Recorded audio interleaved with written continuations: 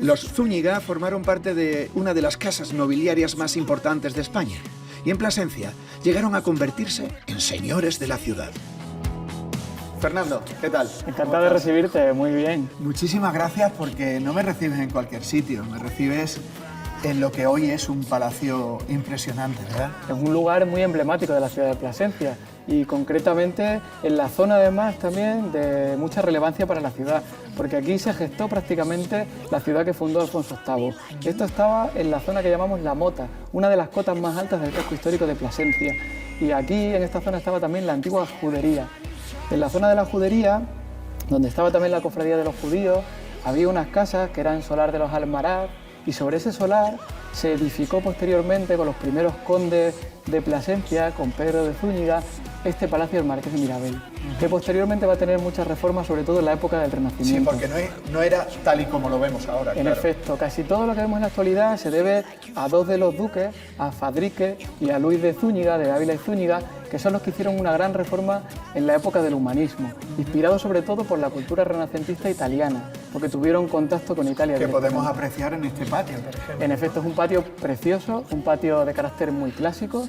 Además, se puede percibir la calidad arquitectónica del mismo porque las columnas, por ejemplo, son de fuste de una sola pieza. Y esto hace que este palacio tenga un montón de microespacios, por decirlo de algún modo, de distintos estilos y de distintos caracteres arquitectónicos. En efecto, exactamente. Entre ellos, por ejemplo, un salón noble muy importante relacionado con Carlos V y con su venida a Extremadura, que es el salón pues del propio emperador, que llamamos Salón del Emperador. Pues si te parece, vamos a conocerlo, que de tu mano seguro que es Así interesante. lo hacemos. Pues vamos allá. ¿Sabían que este palacio de Mirabel y el monasterio de Yuste siempre estuvieron unidos a la familia Zúñiga? Mi tocayo Fernando tiene la clave.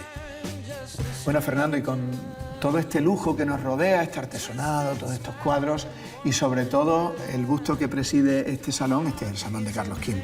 Claro, en efecto, el salón de Carlos V, una pieza, en este caso el busto muy importante, renacentista, un regalo del emperador a Luis de Ávila y Zúñiga, que fue consejero suyo, cronista del rey, que acompañó en las batallas a Alemania, a Túnez, incluso le salvó en algún momento de algún conflicto dentro de la propia batalla. Y bueno, de alguna manera en agradecimiento le regaló este busto tan magnífico. Es una obra muy importante que está aquí en el palacio gracias a esa relación. Una relación que también trajo al emperador hasta Extremadura, porque Carlos V, cuando abdica en favor de Felipe II, busca un lugar de paz y Luis de Ávila y Zúñiga, este propietario del Palacio del Marqués de Mirabel, recomienda que venga a esta zona de Extremadura. Pero es muy importante decir que Luis de Ávila y Zúñiga fue esencial en esa cuestión. Claro. Y bueno, hay testimonios también en la propia sala, como los azulejos que decoran las paredes, que proceden de ese monasterio de Yuste, entre otras cosas porque el monasterio y el palacio fueron patrimonio de la familia de los marqueses de Mirabel hasta que fue cedido a Patrimonio Nacional. Para que pudiéramos disfrutarlo todos. Pues si te parece, Fernando, vamos a seguir conociendo espacios interesantes de este palacio, porque no dejo de sorprenderme. Y es normal, porque el Palacio de Mirabel es el edificio civil más importante de Plasencia.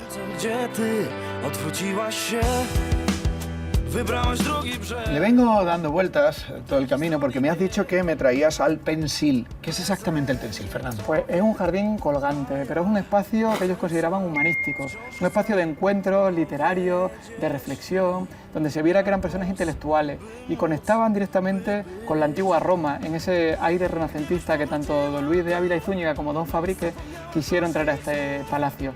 Por eso alrededor hay lápidas y aras romanas que vienen de la propia Italia y que incluso también vienen de algunas zonas cercanas como Caparra, como Mérida.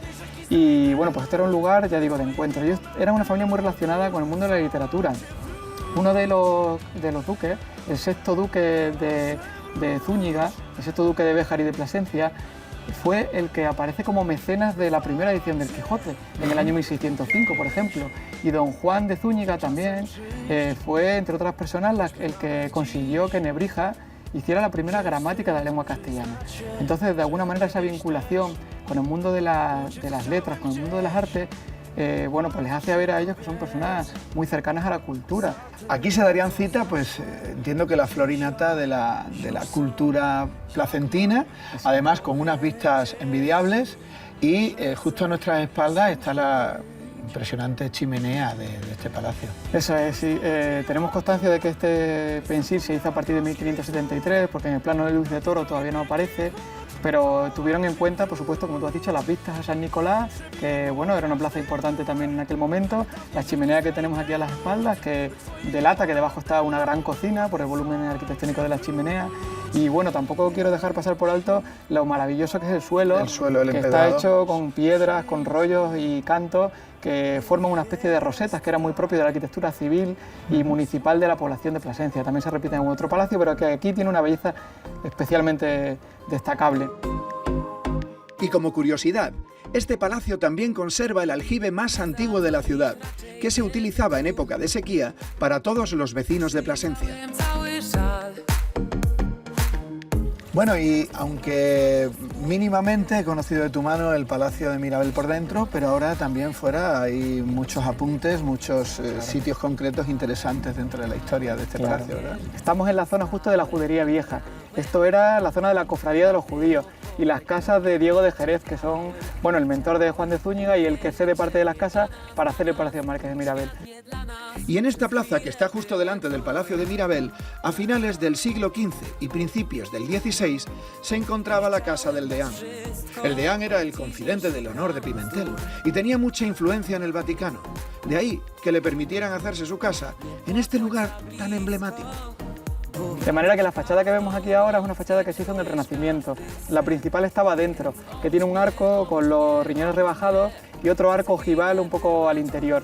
Eso sería el Palacio Primigénito, que estaba junto también a la torre del propio palacio. Sí. Tanto Fadrique como el propio Luis de Zúñiga son los que van a ampliar esta fachada, le van a dar más prestancia con los balcones, con los escudos y van a recrecer la torre, porque aunque Isabel la Católica había prohibido o había desmochado algunas de las torres, como ellos se posicionaron inicialmente con Juana de Castilla, con Juana la Beltraneja, hicieron caso omiso y levantaron la torre un poco más. Luego ya posteriormente la historia fue cambiando, porque es verdad que las vicisitudes entre los Zúñiga, Enrique IV, el infante Alfonso, doña Juana y la reina Isabel, pues bueno, fue bastante larga. Entonces, bueno, pues es interesante. Y el cañón que atraviesa el propio palacio tiene una hornacina con la Virgen del Socorro. La Virgen del Socorro, que es muy particular, ¿verdad? Claro, porque es una virgen lactante, dando de mamar al niño. Y esto es una devoción muy particular de los Zúñiga. También se ha descubierto un cuadro recientemente con Leonor de Pimentel rezando a una Virgen de la Leche, que está en una fundación de Madrid. Y hemos descubierto, hemos pensado, que la propia patrona de Plasencia, la Virgen del Puerto, que es una virgen lactante, pudo tener influencia de esta primera devoción, que sería una devoción popular porque estaba en la calle de alguna manera, y que, como tenía éxito, encargara una imagen de la propia Virgen del Puerto, que fuera una virgen también lactante.